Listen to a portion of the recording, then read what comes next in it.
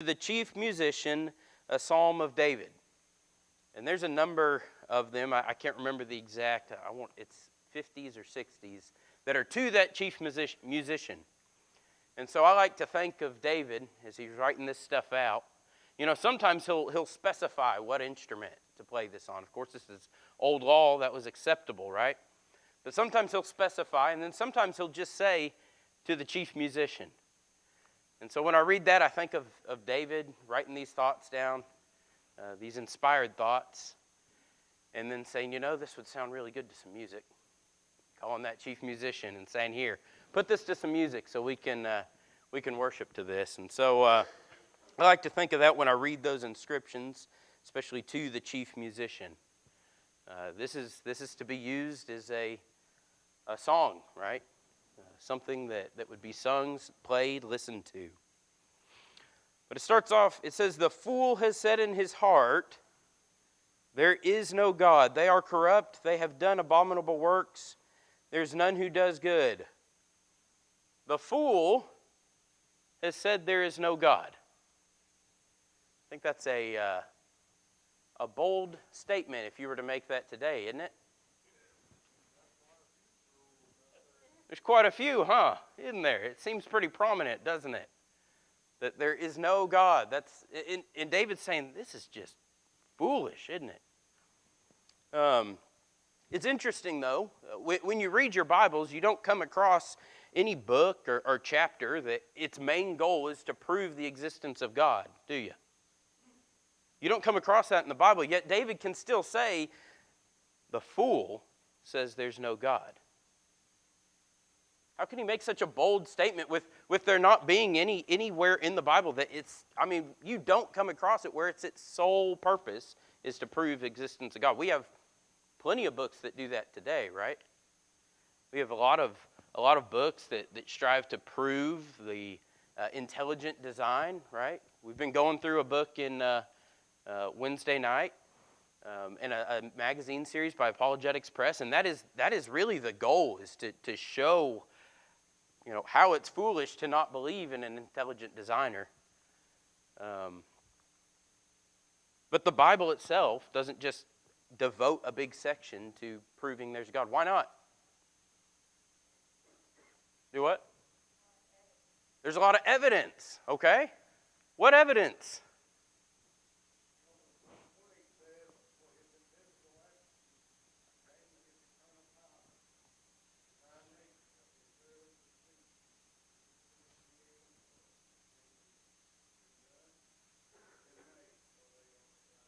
That's it. There's plenty of evidence, right? It's clearly seen. How could you look at the world and say, at yourself? How could you look at anything and say, there's no God, there's no design here, right? How could you do that? Yet Romans 1:20. Thank you for reading that. You saved me from having to read it. It's clearly seen from the beginning of time. Understood by the things that are made. They are without excuse.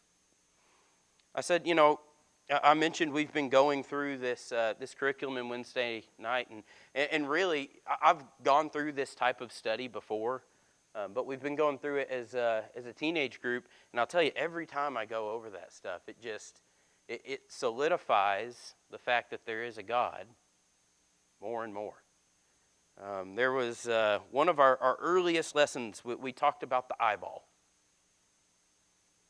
The eyeball, and how amazing and intricate an eyeball is. In the eyeball, there are over 2 million working parts in one eyeball. So you got a pair, you got 4 million working parts, right? Over 2 million working parts. Parts that, there's nothing in there that's just not doing anything, right? 2 million parts that are working to help you see, to help you process depth, to see colors, the 2 million, to know when you get poked in the eye. 2 million parts. Between 770,000 and 1.7 million nerve fibers in each eyeball. Each of them working. I mean, it's amazing. The fool has said, there is no God, right? The interesting thing that to read here, though, this is David saying this, right? Did he know there were 2 million working parts in an eyeball? No. Did he know there were 770 to 1.7 million nerve fibers in each eyeball? Did he have a microscope that he could dial down into things and see these little intricate cells and stuff that we can see today? He was a shepherd, right? He looked up at the stars. He was a king, but he didn't have that technology we have, and he can still say, the fool says, there's no God. And so I think, how much more foolish are we if we don't believe in a God? Because we have so many more things to see those details, to see how things work together. Another, I guess, a plug I'll put out here is next month, March, I think it's 16th, 17th, 18th, maybe, or 15th, 16th, 17th. It's a weekend. It's a Friday, Saturday, Sunday. Kyle Butt, who wrote some of this material, is actually going to be speaking at Discovery Park of America in Union City, which is really cool because if you've ever been to Discovery Park of America, you go into this big room, and there's all these amazing dinosaur fossils and these reconstructions of dinosaurs and all this stuff. And just about every plaque you go to will feed you information about evolution and about how God didn't have a hand in this, really. Yet they've rented this place out and are having Kyle Butt, who is going to explain how it's undeniable that there's a God and that dinosaurs existed with man, surrounded by all this stuff. So we do plan to take a group of youth there in March, but I think it'd be great for anybody that's wanting to go to really help strengthen your faith there. He does a great job. I've heard him before. Never heard him in that setting though. So I'm really looking forward to hearing him talk about that with a big T-Rex behind him. Right? It's just going to add to it. It's what is it? 17th and 18th. Yeah, I had to ask my planner. 17th and 18th. That's the Friday, Saturday that we'll be going, or we're planning to go. And it's just about an hour to Discovery Park. It'd probably be worth the drive. So, and again, and not to beat a dead horse here, but I just think it's fascinating here how we have all this evidence now.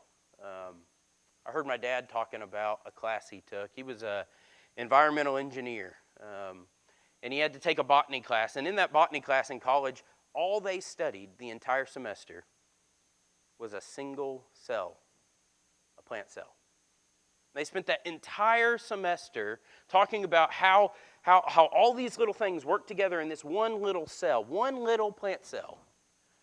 And then, of course, professors and stuff like that like to say, and this was an accident, right? All these things work together intricately in this tiny little microscopic cell. The interesting thing that he pointed out was, really, they keep breaking it down and getting into these different particles within cells. And then they finally get to a point where they say, and we don't really understand it after that. Right? They can only explain so far. And then they still don't understand. But we do, right? It's easy for us to understand. We may not understand how all those little things work together in the cell, but we know that it's God that created them to do that, right? Yep. David didn't have a telescope. He didn't have a microscope. Yet he says, the fool says, there's no God. Something else I want us to look at here. If you have a King James or New King James, I know some other translations don't do this. But here in this first verse, it says, the fool has said in his heart, there is no God. And if you notice, if you have those translations, there is probably italicized. Y'all know what that means in the King James or New King James when that word's italicized? Wasn't actually there, right? It was added. These words were not in the original text. We've had, these scholars that translated it said, this is probably the way that it should read based off of how the way the language is used, right? But it wasn't there. Does it make sense if you read it without it? Let's read it. The fool has said in his heart, no God. The fool has said in his heart, no God. Is it foolish to say no to God? I mean, what's more foolish? To not believe in God, to say there is no God, or to say no God? What's more foolish? I mean, Jonah didn't like the results. He said no to God, didn't he? That's right. And he learned quickly that was foolish, didn't he? Yeah, absolutely. The implied word with no God, in thinking about what's more foolish, I think about when I was a kid. And my mom told me to do something. It didn't happen often. But I said no. If I said that where my dad could hear, it was very foolish. And I learned quickly how foolish that was. Painfully foolish, right? Well, I mean, and that's our Heavenly Father, right? Creator of all. It is a foolish thing to say no to God.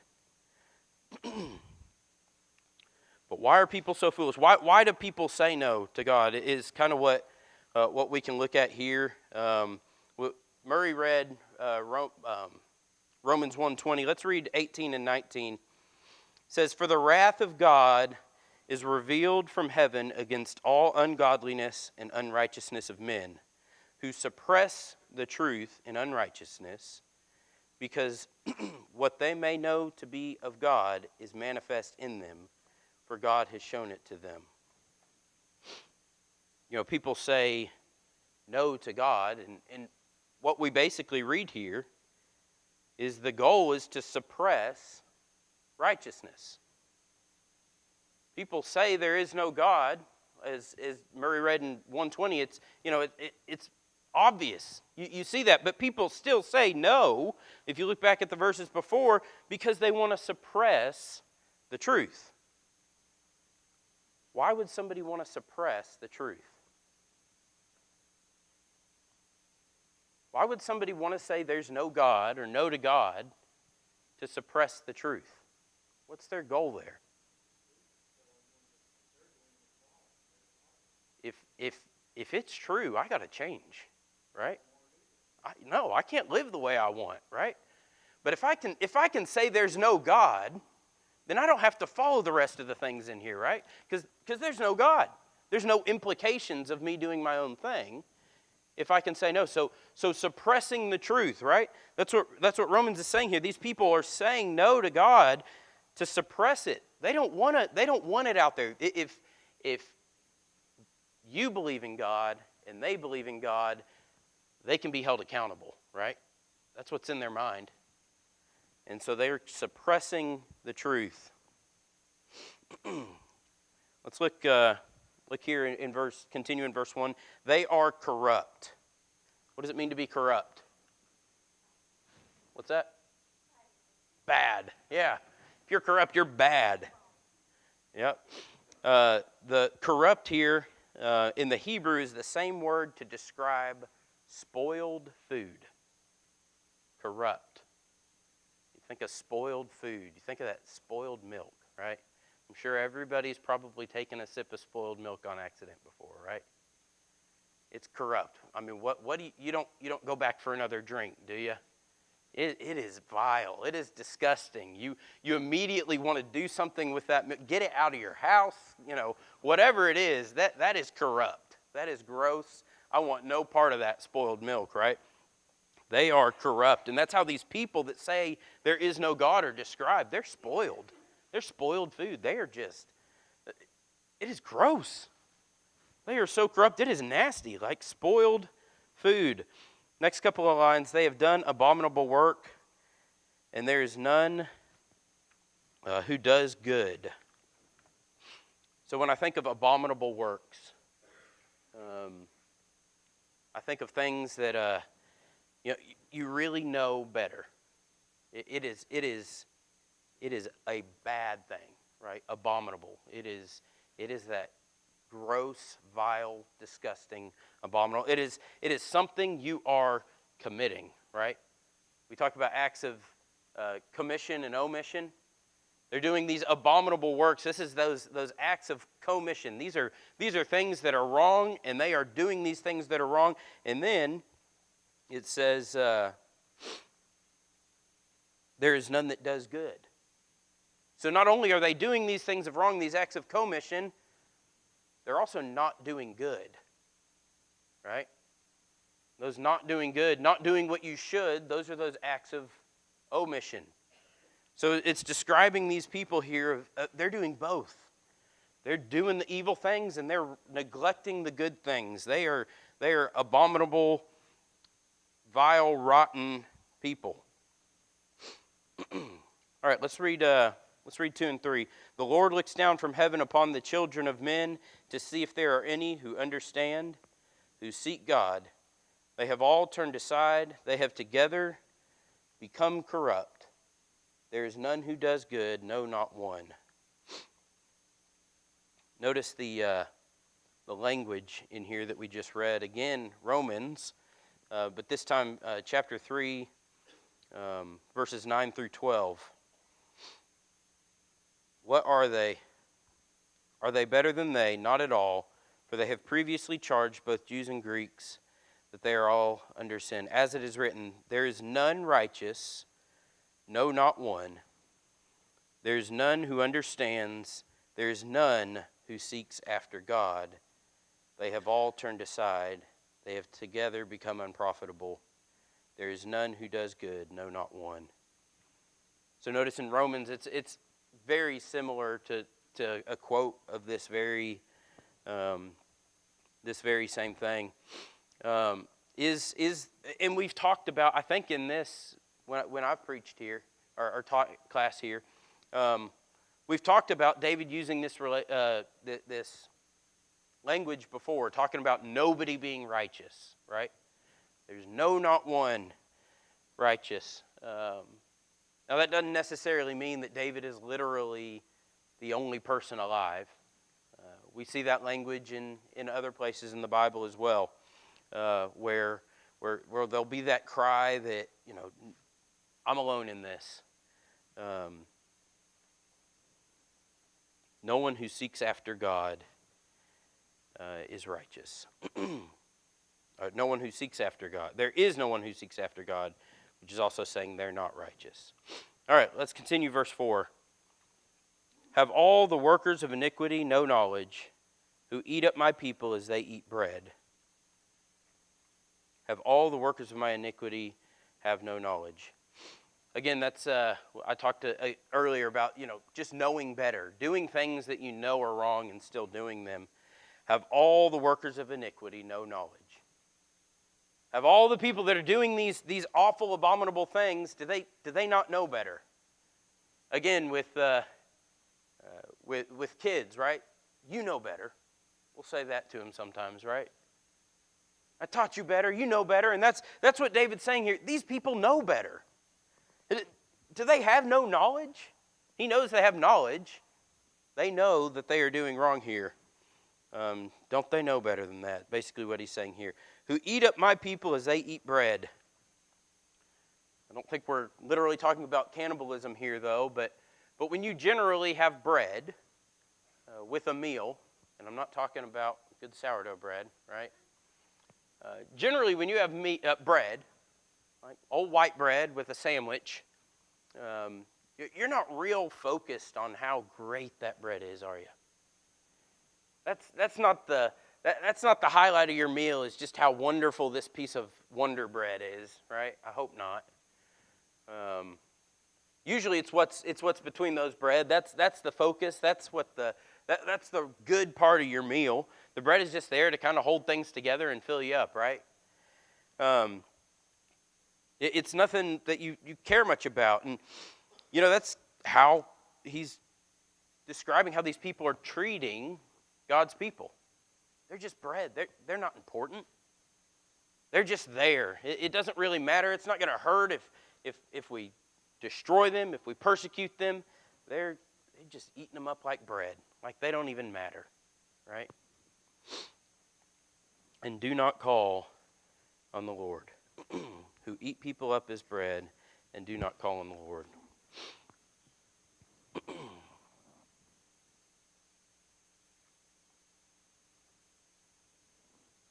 Again, why don't these people call on the Lord? The people that we've described already. They don't believe in him, right? Either they're saying no to God, right? And so, hey, if I'm going to say no to God, it's hard to then turn around and call on the Lord, isn't it? Or they're saying there is no God, and so obviously they're not going to call on the Lord. Either way, they want no part of God. They despise God. And the longer people stay away from God, sometimes the harder it is to return, isn't it? So these people, we've described these sins, these things that they're falling away, and now they don't even call on the name of the Lord. They're not acknowledging him in any way. These people know better. We've established that. But they're to the point now where they don't even think about him. They don't call on the name of the Lord. Let's go ahead and continue reading here. There they are in great fear, for God is the generation of the righteous. You shame the counsel of the poor, but the Lord is his refuge. A little bit of a turn to what we're describing here. So we're describing these people that are saying no to God, or they don't believe in God, and they're doing it because they want to suppress the truth, but then it says they're in great fear. They're in great fear. What do unbelievers have to be afraid of? Death. Okay. Yeah, death is scary if you're an unbeliever, right? What else? Judgment. The wrath of God. I agree with all of these things, but even simpler than that, if you don't believe in God, it's a scary world, isn't it? I mean, you got to worry about sicknesses and diseases and invading countries, and now you got to worry about balloons, right? You got all sorts of stuff to worry about if you don't believe in God. If you don't believe that there's more to your life than just being here, it is terrifying. It is scary. I don't see how people leave their houses if you don't believe in God. I mean, if you truly believe there's nothing after this, you have got to live your life in complete fear that something could happen at any time.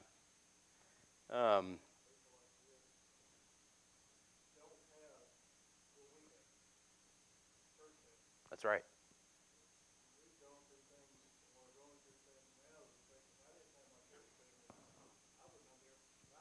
Yep.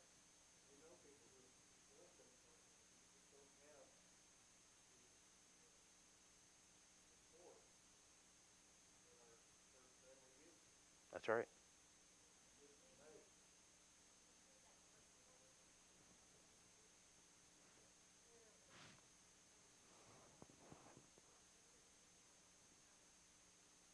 Mm.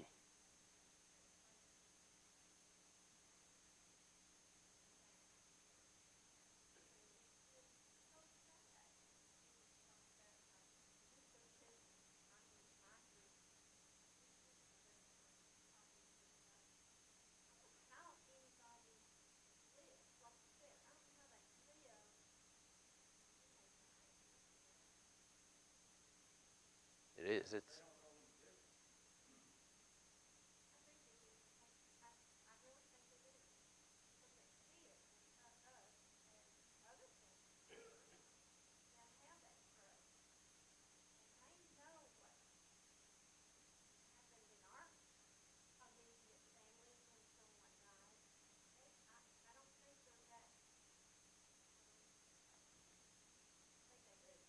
There is, I think, probably a vast majority that do, right? That do think. And I think that's part of what this is teaching us, right?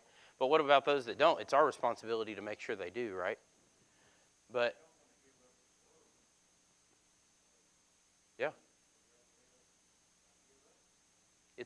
Their own pursuits are more important than anything else, right? They don't want to give that up. That's why they suppress the truth, right?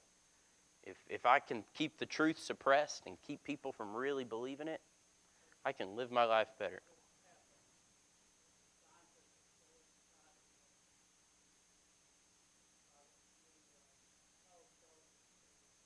Yeah.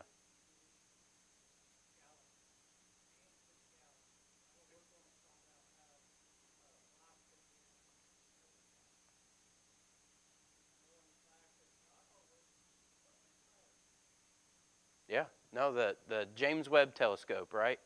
Every time something comes out about that, it's a big wow, this gives us a view into the origin of the universe, right? Um, and I think that telescope is amazing. But it doesn't make me doubt God anymore. If you see a picture of the sky, that James Webb Telescope is picking up on things just smaller than a needle prick and expanding them into such a big picture that you can actually see those galaxies just billions of miles away, and to know that my God did that, right? And we're special, right? And He chose us. You're right. They use that as an attack, but that's another one of those tools that should just make us say, "Wow, there is a God." But yeah, they're in great fear. There's a lot to be afraid of. Space is scary. An asteroid could come, right? Spontaneous combustion, right? You just never know. If you don't believe in God, the end could come at any time, and that's it for you. And you don't know. You have no idea what's after that. Aliens have been in the news, right? If you don't believe in God, you better be scared of these aliens, right? But we don't have to be scared, right? We believe in God.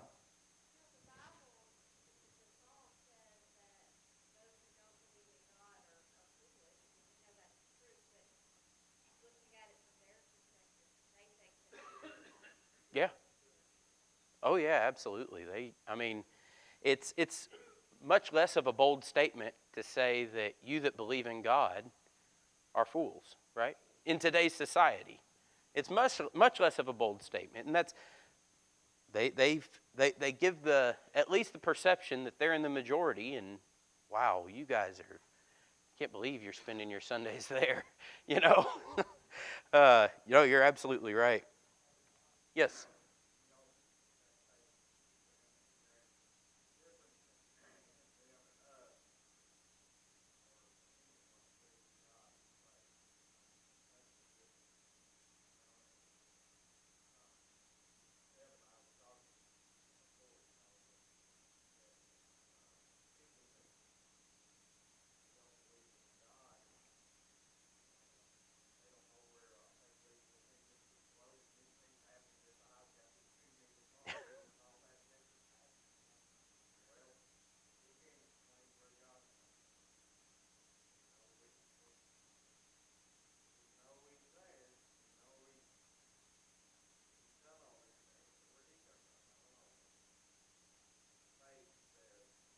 Yeah. He was before the existence of time, right? And our minds can't grasp that, right? And again, we have faith. So, yeah, you know what? Our minds can't grasp the fact that there was a time before time, right? There, in which God existed and exists, right? He's not held to those same physical laws that we are. And you're right, to that point, that's where they say, wow, you want me to believe that? But that's where faith comes in. And that's a good segue into our lessons today. I'm going to be preaching on Hebrews 11 this morning and this afternoon. So if you're here, please stay around. Talking about faith in Hebrews 11. So, all right. For God is with the generation of the righteous, I think it's interesting here. We talked about all these things they have to be afraid of. It says, they are in great fear, for God is with the generation of the righteous. They're scared because they know God is with the righteous. They're scared because what if they're wrong, right? They have trouble sleeping. I truly believe that. Many of them have trouble sleeping because what if those Christians are right about this? God is with the generation of the righteous. For God is with the generation of the righteous. That is why they're scared. That is what this is saying. Then it says, you shame the counsel of the poor. So it's going in, it says, hey, they're scared, but they're still shaming the poor. They're still putting these helpless people down. But the Lord is his refuge. I truly believe that so much of the hate directed at Christians, at people, and people that just believe in a creator, is because what if you're right and I'm wrong? If you're on Facebook and you ever go to any forum or anything where this is being debated, how quickly does it turn very ugly? How quickly do people really start being hateful about it and really insulting the fact that you believe in God and really trying to make you look dumb? And really, it'll start with that, and then they'll go into all sorts of things about you that you can tell it's just the goal is to just break you down and make you look horrible. Why are they so angry? Why do they shame the poor? They're scared you might be right. And if you are, like Jeff said, that requires a change on their part, right?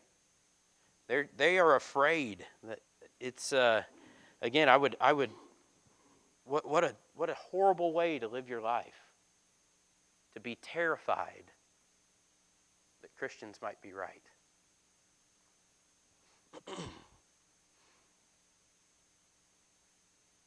2 Corinthians 5:10 through 12 says, for we must all appear before the judgment seat of Christ, that each one may receive the things done in the body according to what he has done, whether good or bad, knowing, therefore, the terror of the Lord, we persuade men. But we are all well known to God, and I also trust all are well known in your conscience. They're scared because we might be right, which should motivate us even more to try to convince them that we are. That's what this is saying here in 2 Corinthians. It's saying, the terror of the Lord, we persuade men. Knowing that these people are headed in a direction that will have eternal consequences should motivate us to say, you know what, I'm not just going to accept the fact that you're saying there's no God. You know what, there is a God, and this is why. We can't allow ourselves to be brought to that level, right? That attacking level, because there's too much at stake. They need to see that we're different, right? That's what this is saying here. The terror of the Lord, we persuade men. But then it also there, then I also trust all are well known in your conscience. But we can trust we're good, right? If we're doing what's right, we can trust that we're okay with God. Let's look at verse 7. Oh, that the salvation of Israel would come out of Zion. When the Lord bring back the captivity of his people, let Jacob rejoice and Israel be glad. All right, so we talk about the fear, right? This psalm really talks about the fear of those unbelievers and those that say no to God and say no, there is no God. I mean, it talks about how they're terrified. And then verse 7, it kind of flips it. It says, but on the flip side, on the opposite side, oh, that the salvation of Israel would come to Zion. You know, we don't have to be scared. We don't have to live our lives like that. We don't have to have sleepless nights because we are terrified of where our soul will end up if we're doing what's right. When the Lord brings back the captivity of his people, let Jacob rejoice in Israel be glad. Rejoicing and being glad is quite a big contrast from being in great fear, isn't it? Which way would you rather live your life? Would you rather be able to say, you know what, I'm gonna be able to rejoice and be glad because I can trust in God, or would you rather go about your life trembling in fear because Christians might be right? I love the way that psalm just kind of sums up that in the end. And David's good at that with his psalms, kind of giving us that call to action or that strength there. All right, I finished a little early, I think, unless I went over. But that's our class. I appreciate the comments and for y'all allowing me this opportunity.